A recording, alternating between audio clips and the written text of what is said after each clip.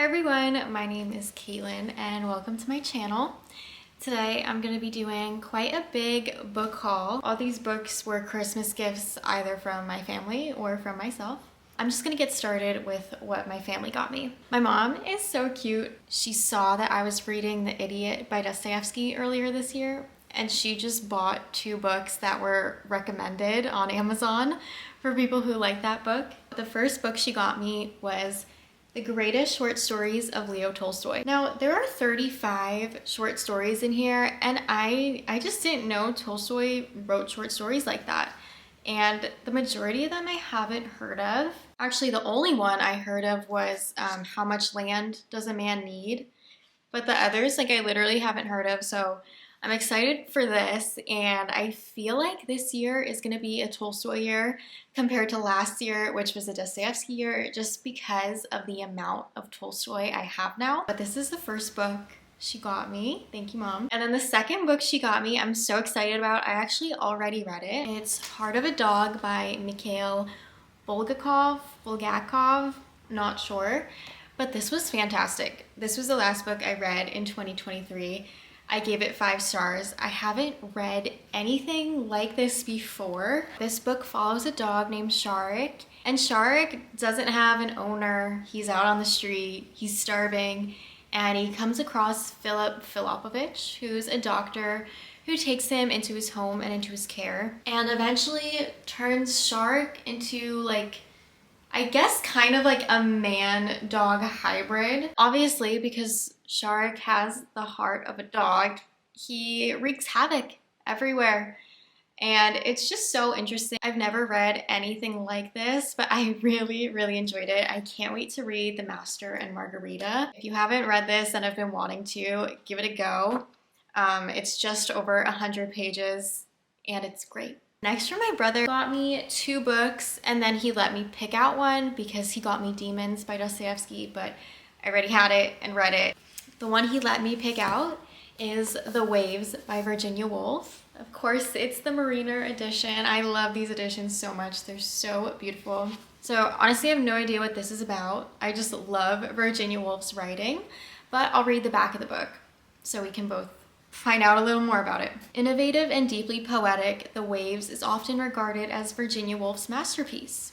I didn't know that. It begins with 6 children, 3 boys and 3 girls, playing in a garden by the sea, and follows their lives as they grow up, experience friendship and love, and grapple with the death of their beloved friend Percival.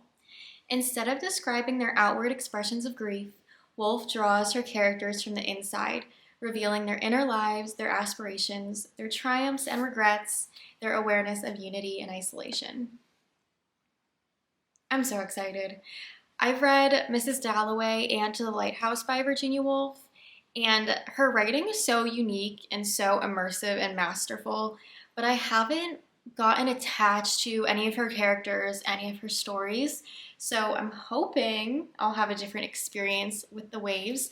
I'll probably save this for summer though, just because it's by the sea.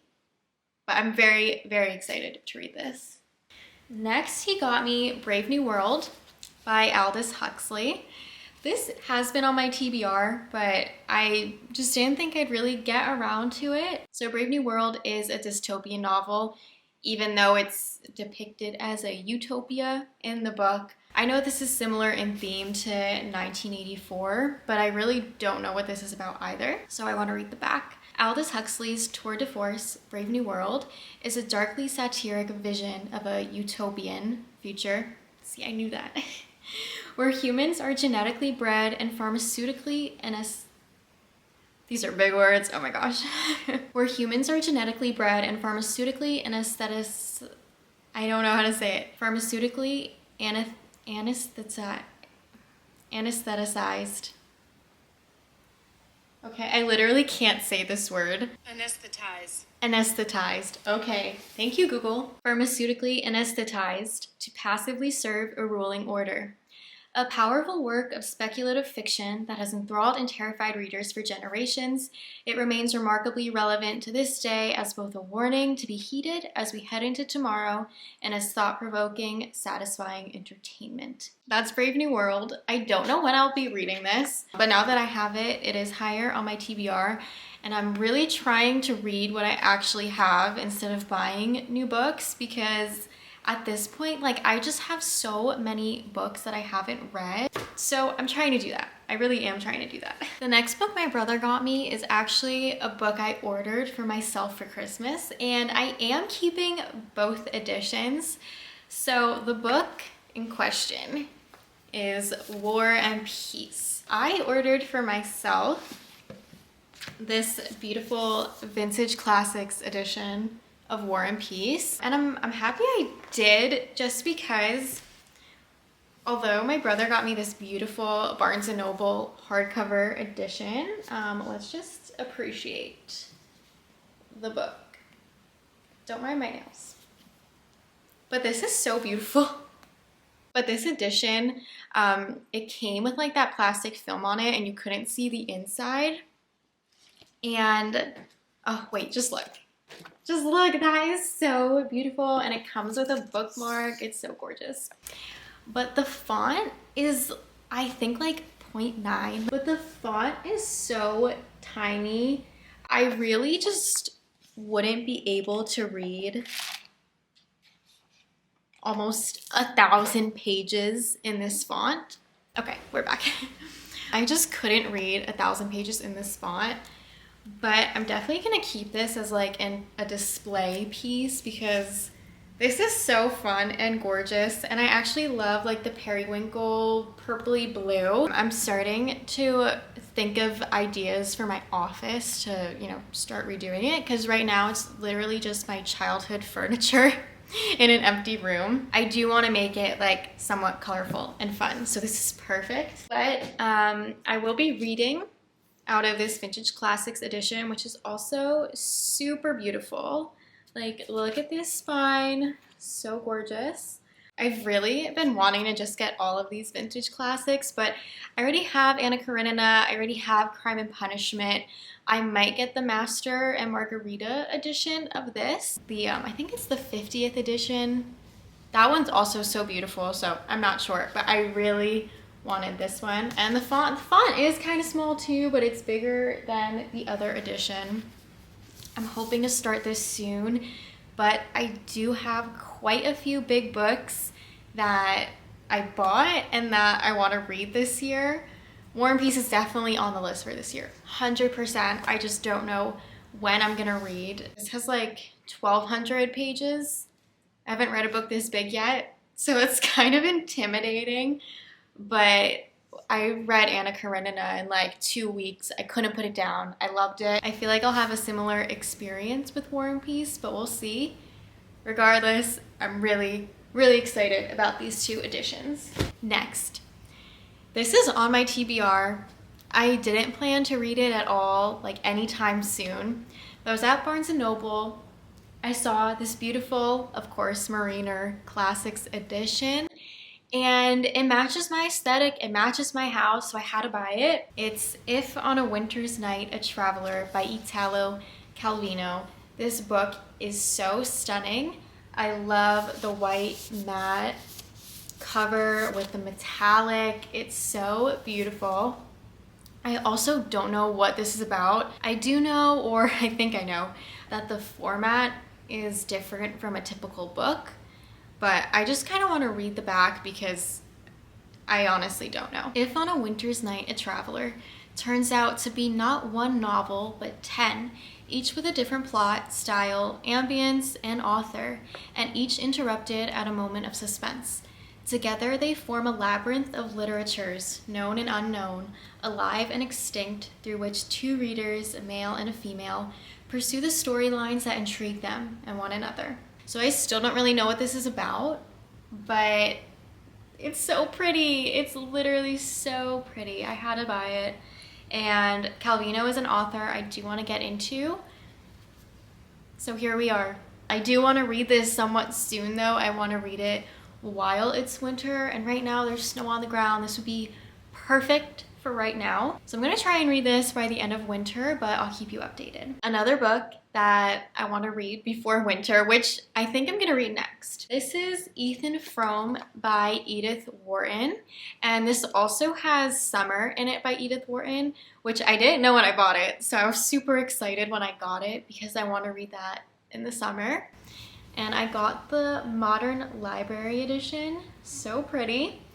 So I read Age of Innocence like 2 or 3 years ago now, and the ending has stuck in my mind for so long. For me, the ending is what exactly should have happened. Like, I couldn't picture it ending any other way. But it's one of those endings where it's just like, oh, like you wish it could have ended differently, but you know that was the best outcome. I also feel that way about Rebecca by Daphne du Maurier. I've had Edith Wharton in my mind since. I finally decided to pick up Ethan Frome, and this is only like 90 pages, so I'm gonna read it after I finish Henrik Ibsen's plays. I'm on Pillars of the Community right now, and I'm absolutely loving it, like more than I thought I would. But yeah, anyway, this is Ethan Frome and Summer by Edith Wharton. Okay, this one, I didn't even know this book existed. I love when I go to Barnes & Noble, and you know, I go over to Gogol, see what's going on over there. I go over to Dostoevsky, see what's going on over there. And I went over to Dostoevsky, and I saw this. I've never heard of this before. It's The Village of Stepanchikovo. And then I read the back, and I was like, how haven't I heard of this? Like, I'm going to love this. Summoned to the country estate of his uncle Colonel Yegor Vrostenov, the young student Sergei Alexandrovich finds himself thrown into a startling bedlam. For as he soon seeks, his meek and kind-hearted uncle is wholly dominated by a pretentious and despotic pseudo-intellectual named Opiskin, a charlatan who has ingratiated himself with Igor's mother and now holds the entire household under his thumb. Watching the absurd theatrics of this domestic tyrant over 48 explosive hours, Sergei grows increasingly furious. His bungling attempts to assert himself, however, are as ineffectual as they are comedic. A disturbing exploration of petty tyranny, The Village of Stepanchikovo rivals Gogol's imagination with its cruel delight in wild absurdities. It is also a fascinating insight into the genesis and workings of Dostoevsky's later novels, especially The Idiot and the Brothers Karamazov. So I believe that this was written either right before or right after, I think it was right before Notes from a Dead House. And I just didn't know this existed. And then I saw on the back that it rivals Gogol, and I just went on my merry way to the cash register and paid for it. So, I don't know, my Dostoevsky collection keeps growing, and I'm at the point where I just really want to read The Brothers Karamazov, but I've spent all last year reading so much Dostoevsky to try and read everything before I read The Brothers Karamazov, but I don't know. So far, out of what I have from Dostoevsky, I have this book that I haven't read, and The Adolescent. I will be reading both of those this year. Again, The Adolescent is like a 600 or 700 page book, and these last 2 books that I have are really big, so I'm kind of regretting my Goodreads goal of 50 books. It's just I hit 50 books last year, and I think a big reason for that though was I read a Shakespeare play every month last year, so those weren't too long, and they definitely added to my reading list. But I don't know if we'll hit 50 this year. If we don't, it's not that big of a deal. I'm very interested to see how many pages I read this year, though. We're on to our last 2 books. Yeah, we'll talk about this one first. Okay. So the first book I have is Bleak House by Charles Dickens. Now, I haven't really wanted to get into Dickens yet, just because when I start an author that has like a huge repertoire of books, if I like them, I want to read everything they've ever written.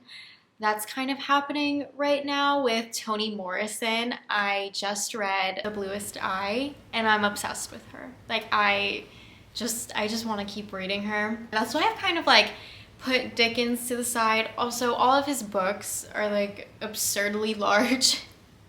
But Bleak House really stood out to me because it's about the British legal system in the 19th century and to see what was happening in England in the 19th century, because I really only have a lot of background on Russia and the United States because I live here. But this sounds really interesting. I don't know too much about it. This edition also has some pictures.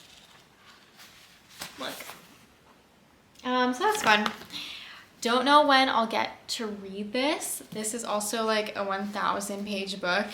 So I don't know. Let me know if you've read Bleak House. Let me know if you like it. I kind of would have preferred to start with Great Expectations or A Tale of Two Cities, but I don't know. Bleak House just really stood out to me. So we're going with it. And lastly, the book that everyone is currently reading right now that I also want to be reading right now. But I don't know if I have enough time to devote to this book because everyone says that once you start reading it, you can't put it down. That is The Count of Monte Cristo. It is so big. It is like ridiculously big. This is, okay, this is about like 1,200 pages as well. This is like the classic story of revenge. This is also going to be my first piece of 19th century French literature, which I'm super excited about. The only French author I think I've read is Jean-Paul Sartre, who I love so much. I can't wait to read more of him. The back says, thrown in prison for a crime he has not committed, Edmond Dantes is confined to the grim fortress. Oh my god, I literally can't read. Thrown in prison for a crime he has not committed, Edmond Dantes is confined to the grim fortress of If. There he learns of a great hoard of treasure hidden on the Isle of Monte Cristo, and he becomes determined not only to escape, but also to use the treasure to plot the destruction of the 3 men responsible for his incarceration. Dumas's epic tale of suffering and retribution, inspired by a real-life case of wrongful imprisonment, was a huge popular success when it was first serialized in the 1840s. So I'm hoping to start this in February. I think this is going to be my first big book of 2024. I can't wait. I truly cannot wait to read this. I guess I'll keep you updated on The Count of Monte Cristo and all of these other books, which I'm also just like want to read so bad. Like honestly, I wish I could just sit and read all day, every day. I think that would just make me the happiest person in the world. Anyway, that's it for today's video. Thank you so much for watching. Let me know what's on your 2024 TBR, or if you've read any of these books, I'd love to hear your thoughts. And I'll see you in the next video. Bye!